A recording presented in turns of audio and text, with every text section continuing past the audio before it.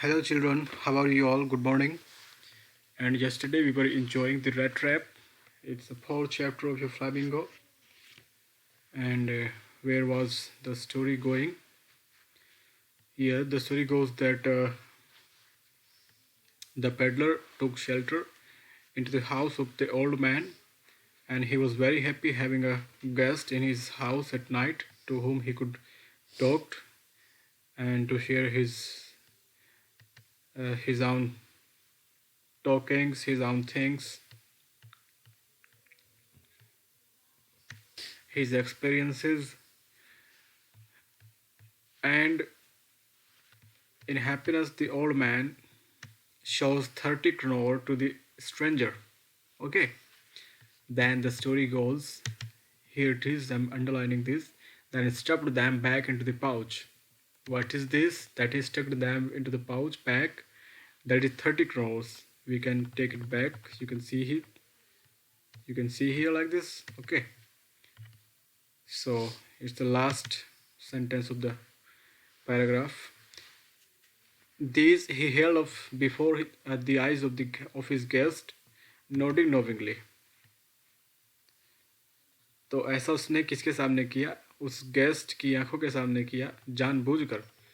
और उसने वो 30 क्रोनोर्स यानी जैसे हमारे यहाँ रुपीज़ होती है करेंसी, वह वापस उसी पाउच में जो लेदर पाउच था उसमें डाल दिया। ये स्टोरी चल रही थी। Okay, so let's start today's story. The next day both man got up in good season. अगले दिन सुबह सुबह दोनों उठते हैं। गुड सीजन यानी अच्छा मौसम था, दोनों अपना आराम से उठे। The crofter was in a hurry to milk his cow, and other man probably thought he should not stay in bed when the head of the house had gotten up. तो crofter यानी farmer, वह जल्दी में था। He was in hurry to milk his cow यानी अपनी गाय का दूध निकालने की जल्दी में था।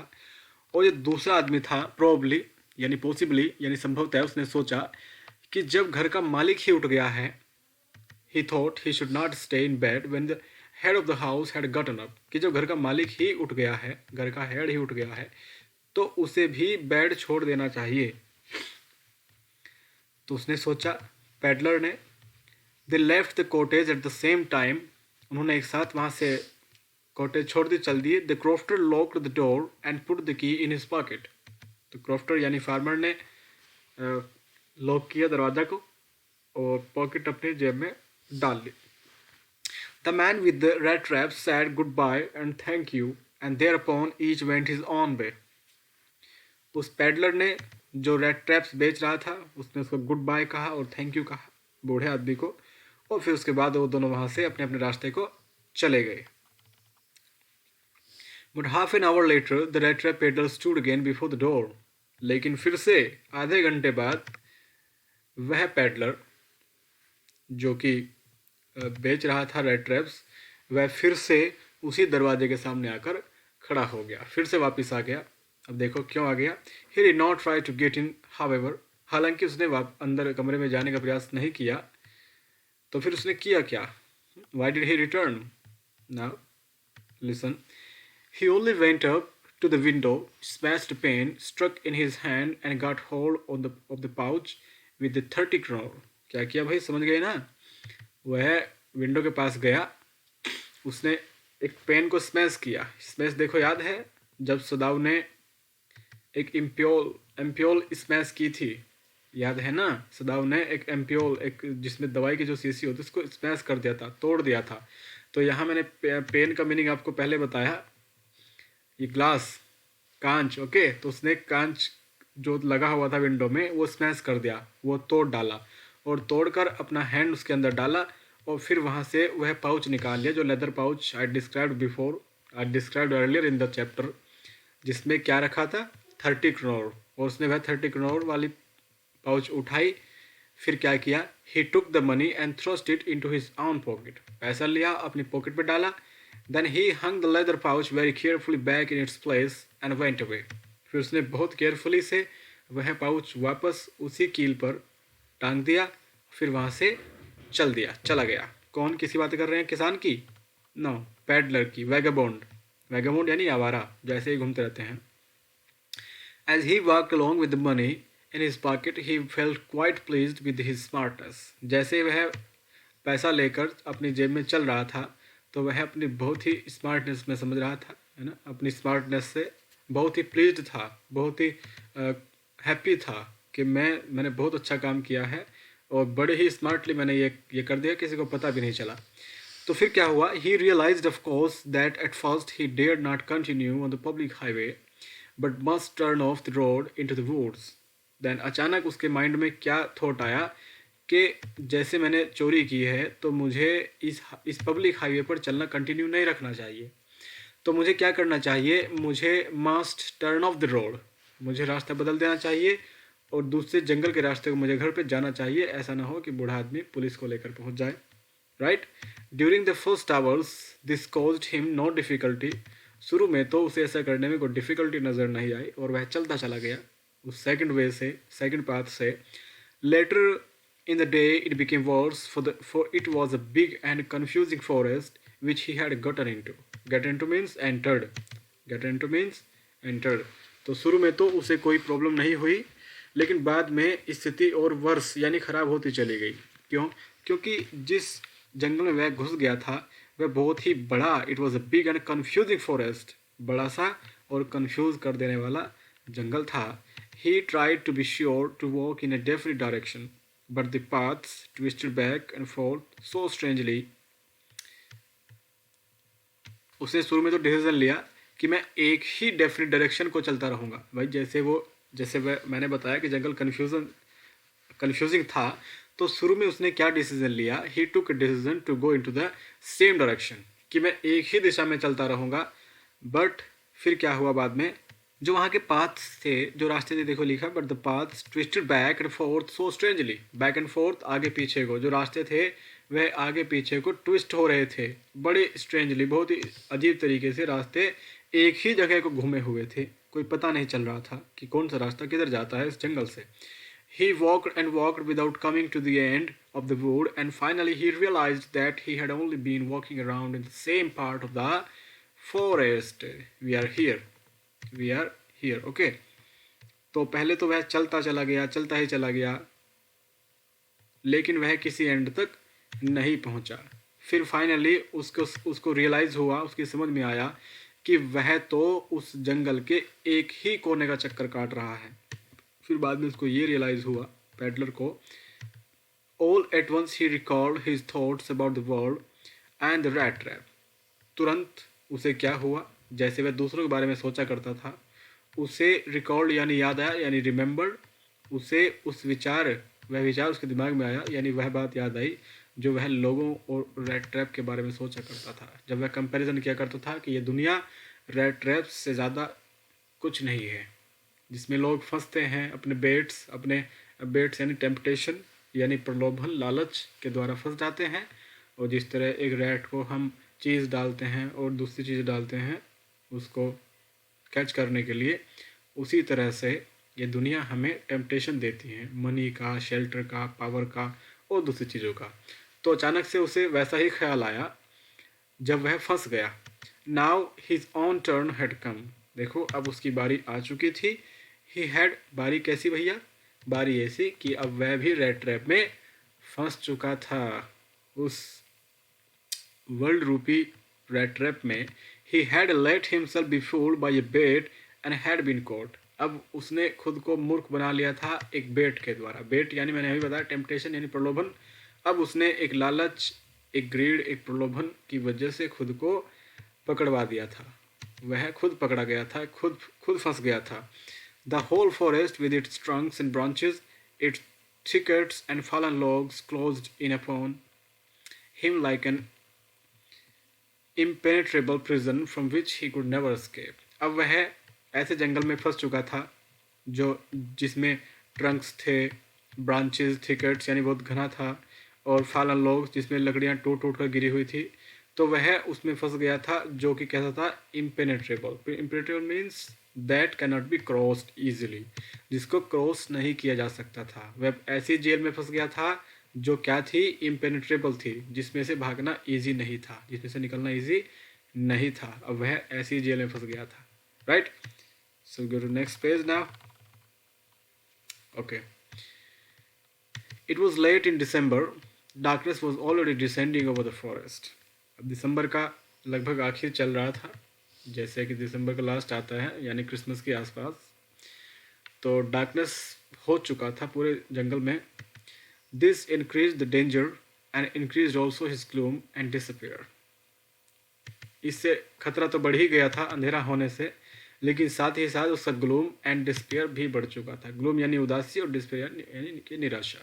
अब वह उदास और निराश भी हो चुका था. उसकी उदासी और निराशा भी इंक्रीज हो गई थी यानी बढ़ गई थी. Finally he saw no way out and he sank down on the ground, tired to death, thinking that his last moment had come. Finally क्या हुआ, उसे बाहर जाने का कोई रास्ता नजर नहीं आया और वह जमीन पर ही गिर गया, थक कर, इतना थक कर कि टायर्ड टू डेथ, जैसे मौत आने वाली हो, इतना थक कर, और यह सोचते हुए कि his last moment had come, कि उसका आखिरी समय अब आ ही गया है. But just as he laid his head on the ground he heard a sound, a hard regular thumping. लेकिन जैसे ही वह नीचे गिरा और उसका हेड ग्राउंड से टकराया, तो उसने एक साउंड सुना. साउंड क्या था? रेगुलर थम्पिंग का. एंड थम्पिंग का मीनिंग याद है सदाव वाले चैप्टर में, जब वह जो आया था बहकर उनके यहाँ पे एक सोल्जर, तो उसका हेड क्या कर रहा था? थम्पिंग. याद है? तो रेगुलर थम्पिंग की आवाज़ सुनता है, रेगुलर थम्पिंग के साउंड सुनता है वह पैडलर, यानी कुछ थप थप करने की आवाज़ सुनता है जो रेगुलर मोड पे हो रही थी. There was no doubt as to what that was. उसमें कोई शक नहीं था कि वह क्या था, क्या हो सकता था. He raised himself, वह उठा. Those are the hammer strokes from the iron mill. He thought, उसने सोचा कि ये आयरन मिल के हैमर स्ट्रोक्स हैं. What is hammer strokes? देखा आपने? ब्लैक स्मिथ क्या करता है? हैमर स्ट्रोक्स करता है, यानी स्ट्रोकिंग करता है बार बार लोहे को, तो उस हैमर स्ट्रोक्स की साउंड होती है ना, तो वही हैमर स्ट्रोक्स की आवाज़ आ रही थी. उसने सोचा शायद वही आयरन वर्क्स है जिसका वो किसान बात कर रहा होगा. There must be people nearby. He summoned all his strength, got up and staggered in the direction of the sound. तो उसे लगा कि यहाँ आसपास जरूर लोग होंगे. He summoned all his strength. What is summoned? He collected. Okay, he collected all his strength. उसने अपनी सारी शक्ति इकट्ठी की. And got up and staggered in the direction of the sound.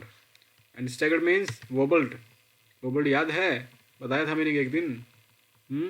He wobbled, लड़खड़ाकर चला. And he staggered in the direction of the sound. वह उस sound की तरफ जिधर से वह आवाज़ आ रही थी उसकी दिशा में staggered किया, यानी wobbling, यानी लड़खड़ाकर चलता रहा.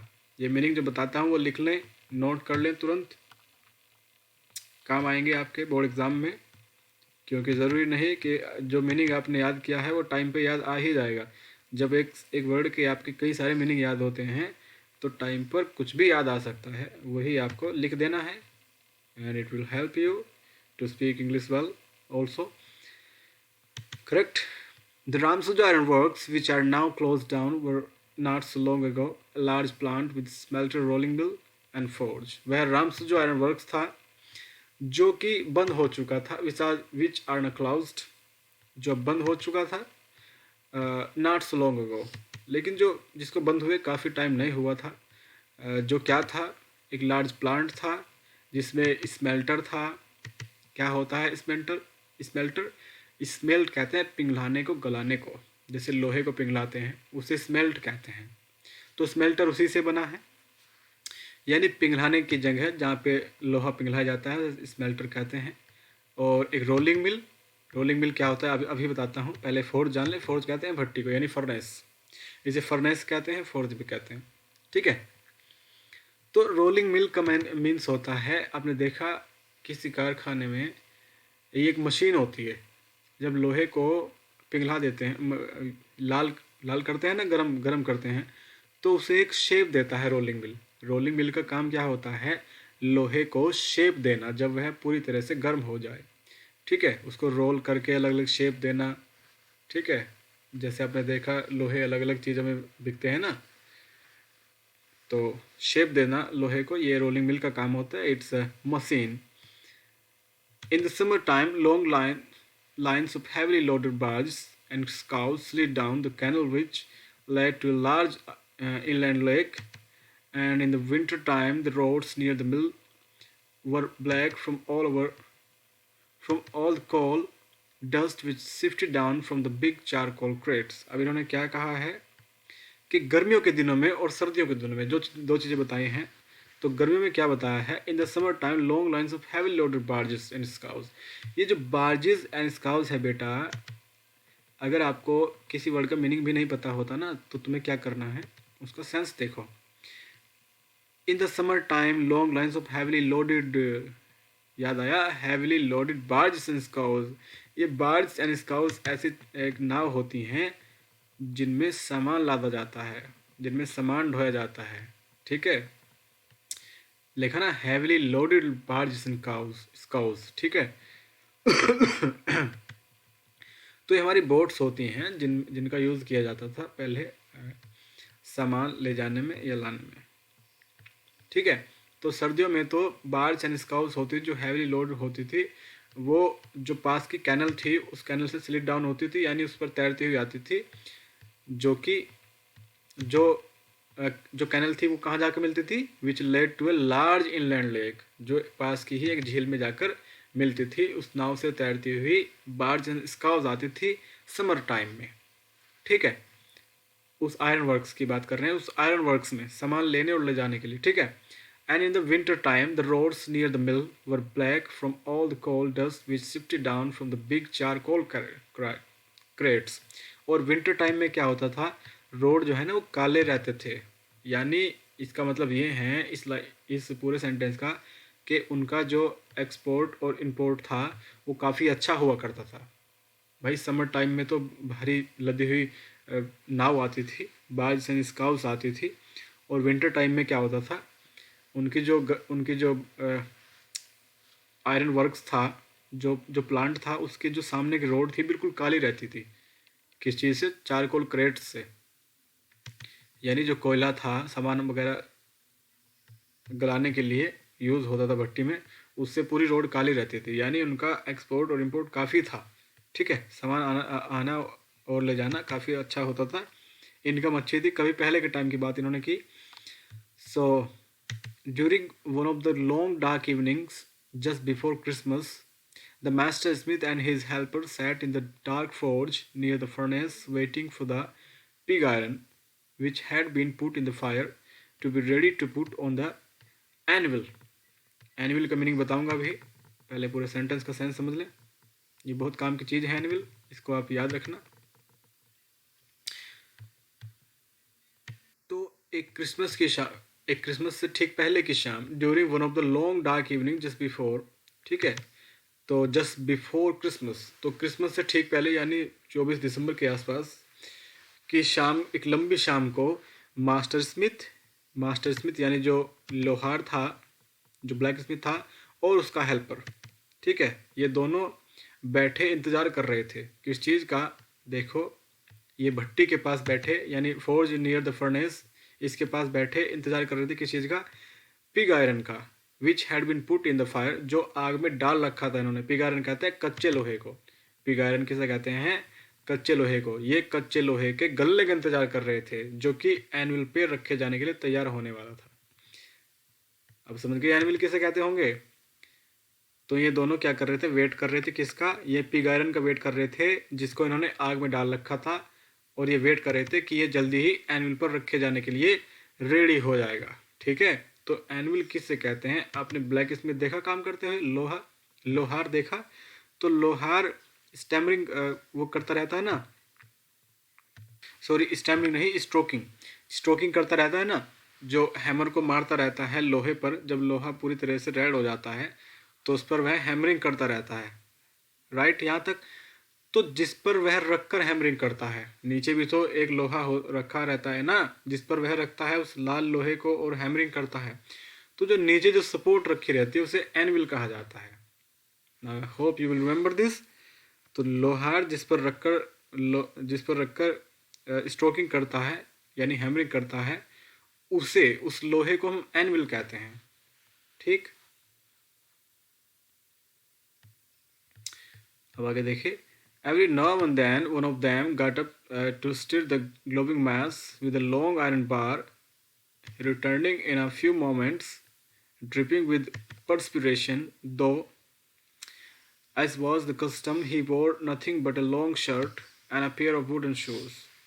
तो बार बार यानी एवरी नाउ एंड देन, बार बार यदा कदा उनमें से कोई कोई सा एक, उनमें से कोई सा एक, वो जो जो बैठे हैं ना, एक लोहार बैठा है, एक मास्टर स्मिथ, एक उसका हेल्पर बैठा है, बार बार उनमें से एक उठता है और वह क्या करता है, वह उस आयरन बार में विद ए लॉन्ग आयरन बार कहते हैं, जो जैसे आपने देखा रेत बजरी भरते हैं, रेत बजरी भरते हैं ना, वो होता है बेलचा, उसे आयरन बार कहते हैं। वही यूज़ किया जाता है कोयला डालने में भट्टी में।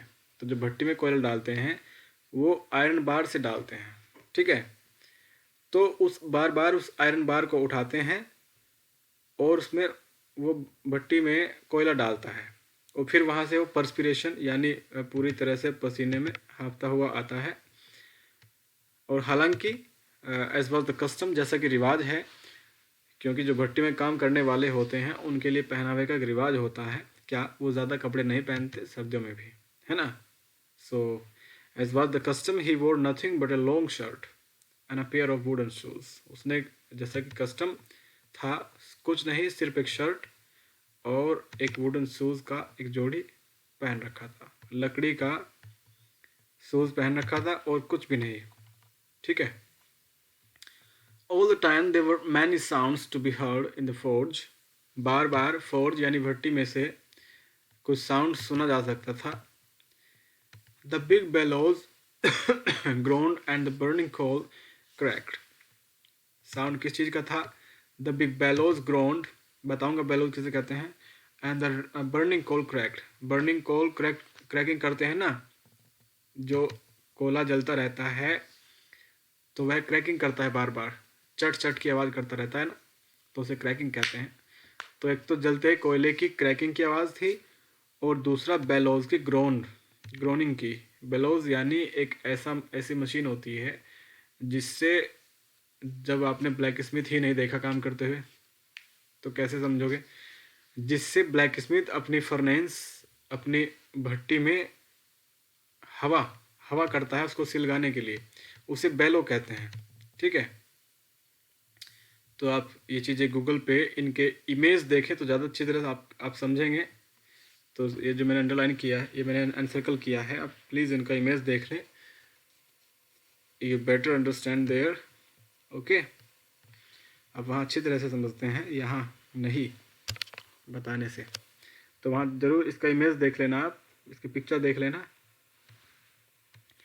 ओके। अब देखिए, the fire boy shoveled charcoal into the mouth of the furnace with a great deal of clatter.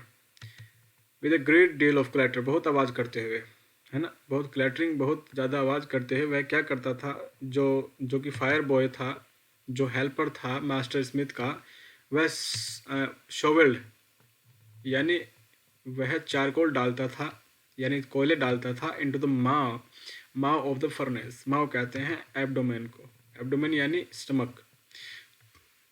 तो वह भट्टी के मुंह में बहुत आवाज करते हुए कोयला झोंकता था। Clear? Outside roar the waterfall and sharp north wind whipped the rain against the brick tiled roof. और बाहर क्या चल रहा था, अब इन्होंने आउटसाइड की बात बताई है। आउटसाइड रोड द वाटरफॉल, यानी बाहर कोई वाटरफॉल भी है, उसकी बहुत आवाज़ आ रही है बाहर से। And sharp north wind whipped, और एक बहुत तेज हवा चल रही है उत्तर दिशा से, ठीक है। सो नॉर्थ विंड वहाँ पे चल रही है और बारिश भी हो रही है। And the rain against the brick tile roof, okay. और विप्र कहते हैं किसी को चोट करना, यानी कोड़े वगैरह मारना। तो यहाँ का मतलब है कि जो हवा थी वो बार बार वर्षा के कोड़े कहाँ मार रही थी, against the brick tile roof. उनकी जो रूफ थी वो ब्रिक टाइल थी, है ना, ईंटों से बनी हुई छत पर वर्षा के कोड़े मार रही थी हवा। और हवा कौन सी थी, जो कि नॉर्थ साइड से आ रही थी। क्लियर? देखिए लास्ट पैराग्राफ इस पेज का। It was probably on account of all this noise that the blacksmith did not notice that a man had opened the gate and entered the forge until he stood close up to the furnace. So it was probably on account of all this noise. तो जितनी आवाज़ें वहाँ हो रही थी अभी इन्होंने बताया, so there was a voice of rain, there was a voice of waterfall, and there was voice of something burning, something means charcoal. Okay, तो बहुत सारी आवाज़ें थी, जैसे वह बताया कि लोहे का कारखाना था। तो संभवतः प्रोबली यह सारा on account means due to, ये सारा उस आवाज़ की वजह से ही था कि ब्लैक स्मिथ ने तब तक ध्यान नहीं दिया कि जब तक क्या हुआ, एक आदमी ने गेट खोला, फिर वह भट्टी तक आ गया और आकर उनके पास ही खड़ा हो गया। ठीक है, तो ये सारा किस वजह से था कि एक आदमी आया, उसने गेट भी खोला और गेट खोल के वह उनके नज़दीक आकर भट्टी के पास ही खड़ा हो गया। क्लियर, तब जाकर उन्हें वह दिखाई दिया। गेट खोला तब नहीं दिखाई दिया, पास आते हुए भी दिखाई नहीं दिया। क्यों? क्योंकि ये सारा किस वजह से था? Because there was a lot of noise of things, वहाँ चीज़ों की बहुत ज़्यादा शोर था और ये शोर की वजह से ही उन्हें नहीं दिखाई दिया। तो वह आदमी उनके पास आकर खड़ा हो गया। कौन? पैडलर, जिसके बारे में हम शुरू में पढ़ रहे थे, है ना। Surely it was nothing unusual for poor vagabonds without any better shelter for the night to be attracted to the forge by the glow of light which escaped through the sooty panes and to come in to warm themselves in front of the fire. ठीक है, तो surely ये कुछ नहीं था, it was nothing unusual, ये unusual बात नहीं थी, यानी ये कोई असामान्य बात नहीं थी, ये तो रोज का काम था। किनका? पूर वैगाबॉन्ड्स का। वैगाबॉन्ड्स यानी आवारा, तो गरीब आवारा जो घुमक्कड़ लोग थे वो बेटर शेल्टर की तलाश में ऐसे घूमते ही रहते थे। तो मास्टर स्मिथ और उसके जो हेल्पर था, कोई उन्हें कोई अमेजिंग कोई सरप्राइज नहीं हुआ। क्यों? क्योंकि it was not a unusual thing. ठीक है, यह अनयूजुअल थिंग नहीं थी कि कोई वैगाबॉन्ड, कोई घुमक्कड़ आदमी अपना शेल्टर ढूंढने के लिए आ जाया करता था उनकी भट्टी के नज़दीक हमेशा। ठीक है, वो किस चीज़ से अट्रैक्ट होके आता था? भट्टी से जो ग्लो निकलता था, लाइट निकलती थी सूटी पेन्स के जरिए, वह उससे अट्रैक्ट होकर आ ही जाता था कोई ना कोई वैगाबॉन्ड। अब सूटी पेन्स किसे कहते हैं? देखो, सूट कहते हैं कालिख को। कालिख यानी जो कोयले वगैरह से निकलती है और आपके हाथ भी काला कर देती है। जैसे आप रोटी खाते हैं तो तवे के जो पीछे होती है उसे सूट कहते हैं, SOOT सूट। ठीक है, तो यहाँ पे सूटी पेन्स मैंने आपको पहले भी बताया था, ये शीशे का बार बार ये जिक्र कर रहे हैं, ग्लास का। तो जो वहाँ बाहर विंडो में लगे हुए थे सूटी पेन्स, सूटी इसलिए कहा है क्योंकि वे जो शीशे थे वे सूटी हो चुके थे, उनमें कालिख लग गई थी, है ना, उनमें कालिख लग गई थी। जब भट्टी में काम होता है तो धुआं थोड़ा थोड़ा उड़कर शीशों पे जमने शुरू हो जाता है, तो यानी कि धुंधले। क्लियर, तो वो उन धुंधले जो शीशे थे, जो सूटी थे कालिख वाले, उनमें से होकर कुछ ग्लो निकलता था भट्टी का, तो उससे अट्रैक्ट होकर वहाँ पर रोज कोई ना कोई वैगाबॉन्ड्स आ जाता था शेल्टर ढूंढने के चक्कर में, and to come in to warm themselves in front of fire. और वैगाबॉन्ड्स वहाँ क्यों आते थे? अपने आप को भट्टी की ताप में वार्म रखने के लिए भी आते थे सर्दियों में। So your video may be too long if I don't stop it here. तो आज इतना ही काफ़ी है आपके लिए, ज़्यादा तो कवर नहीं कर पाएंगे आप, because you have another subjects burden also on your mind. Clear?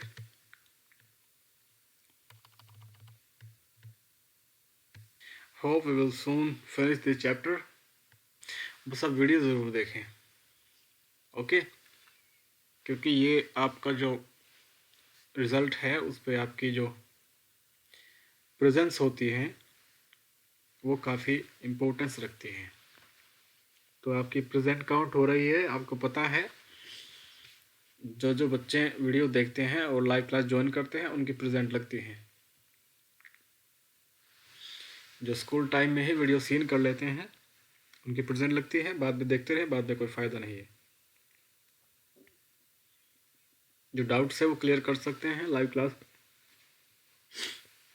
Doubts अपने लिख लें और तैयारी करते रहें। जितने मैंने वर्ड मीनिंग आपको बताए हैं वीडियो वहीं पे पॉज करेंगे और पहले मीनिंग लिखेंगे। क्लियर?